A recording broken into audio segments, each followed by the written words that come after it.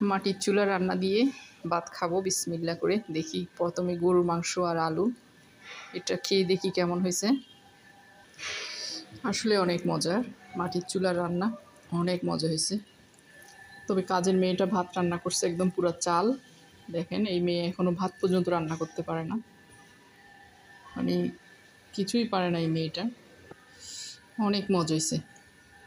এখন আমি মাছের ডিম নেব, দেখি মাছের ডিম কেমন হয়েছে। যেহেতু মাটির চুলায় রান্না করছি।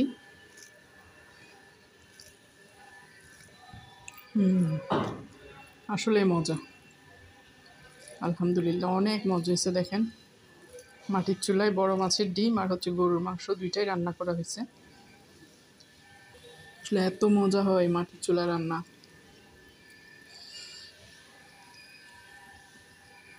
আলহামদুলিল্লাহ অনেক মজা হয়েছে। আমার লাকড়ির চুলায় রান্না হবে, এটা হচ্ছে লাকড়ির চুলার কিচেন রুম আমার। এখানে সব কিছু নিয়ে আসছি। মাংস রান্না করবো আলু দিয়ে, এখানে পানিও আছে, সবজি, আর এখানে অনেকগুলো লাকড়ি। এখন আগুন জ্বালাবো, রান্না করব। কষায় রাখছি সব কিছু দিয়ে, আগে ম্যারিনেট করে রাখছি, এটা এখন রান্না করব আমি। এই যে আগুন দিছি, এখন পেঁয়াজটা একটু ভালো করে কষাই নিচ্ছি,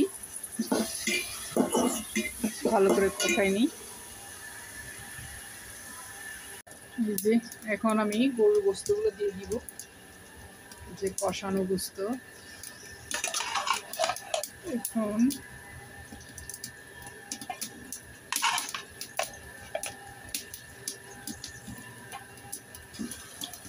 গোস্তটা দিয়ে দিই।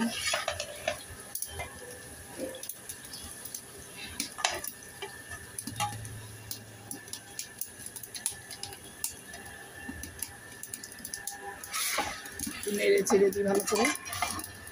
এখানে সব মশলা দেওয়া আছে, সবার পরে একটু জিরা গুঁড়া দেবো শুধু রান্নার শেষের দিকে।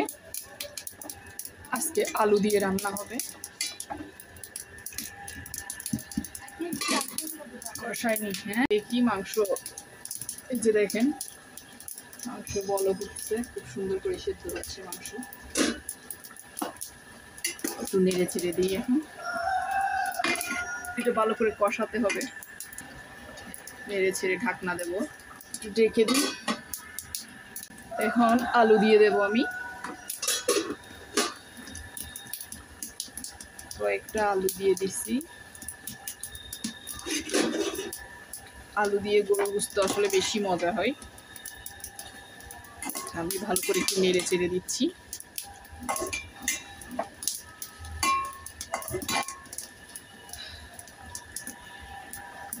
একটু কষিয়ে নিই আলুটা। দেখি এখন একটু গরম পানি দিয়ে দেবো, ঝোলের পানি দিয়ে দিই, গরম পানি। একটু জিরার গুঁড়া দিয়ে দিই, তারপরে দেখে দিই রান্না হোক। এই যে রান্না মোটামুটি হয়ে আসছে, দেখেন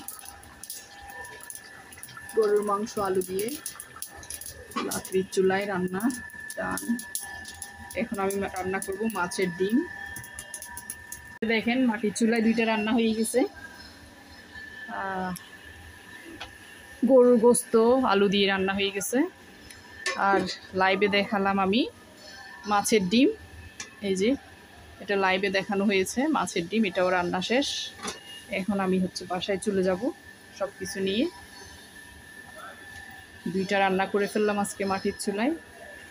আল্লাহ হাফেজ। মরিচ শুকাত দিছি দেখেন চুলার তাপে। দেখি দুইটা এখানে পুরাতে দিই, আগুনের মধ্যে দুইটা পুরা দিলাম, এগুলো পুড়তে থাক। আর এগুলো একটু শুকাক। দেখেন কালো হয়ে গেছে পুরা দেওয়াল, সুন্দর স্মেল বের হয়েছে। এই যে পুরা দেখেন মরিচ পুরা তাতে দিছি, দেখেন কি সুন্দর স্মেল বের হয়েছে, কি সুন্দর করে পুরা যাচ্ছে আবার মরিচগুলা, অনেক সুন্দর একটা স্মেল বের হয়েছে। এই যে অনেক সুন্দর না? এই যে উপরে দেখেন এগুলা গরমে শুকাতে দিছি, আর দেওয়ালের অবস্থা দেখেন কালো হয়ে গেছে। এখন আমি মরিচ পুরাগুলো নিয়ে নিব। এই যে দুইটা পুরাই নিছি মরিচ, দেখেন কি সুন্দর করে পুরা হয়ে গেছে, কি সুন্দর স্মেল বের হয়েছে।